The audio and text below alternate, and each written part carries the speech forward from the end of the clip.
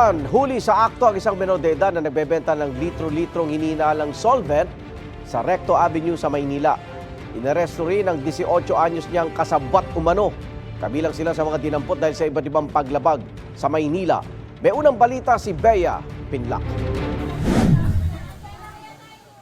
Umapaw na hanggang labas ng istasyon ng pulis ang nasa 104 na taong nahuli ng mga otoridad sa Binondo, Maynila.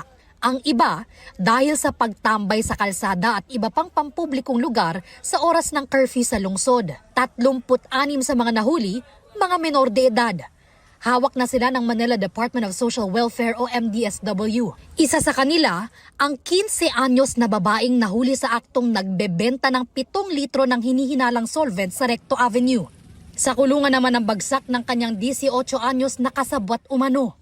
Sinusubukan pa namin siyang makuhanan ng pahayag. Nakita po namin sa akto, yung bata po, nagbebenta po siya ng, yung nasa bote po siya kasi na puting liquid. Isang backpack po yung dala niya at mga 7 bote po yun na nasa, mukha siyang tubig. Hindi po halata yung backpack niya na parang estudyante.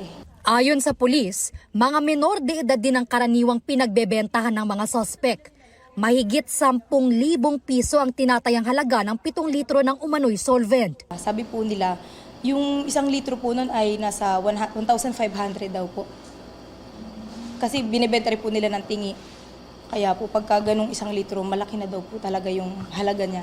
Meron po sila, minsan sa damit po nila nakalagay or sa tela, minsan naman po sa plastic, may dala silang plastic, nakaganyan po. Patuloy ang investigasyon ng pulisya kung saan kumukuha ng supply ang mga suspect at kung sino-sino pa ang sangkot. Maaaring mapatawan ng parusa ang mga suspect base sa Presidential Decree 1619 na nagsasaad ng mga penalty sa mga bumibili at gumagamit ng volatile substances gaya ng solvent. Ito ang unang balita.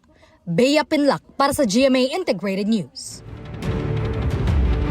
Igan, mauna ka sa mga balita, mag-subscribe na sa GMA Integrated News sa YouTube para sa iba't ibang ulat sa ating bansa.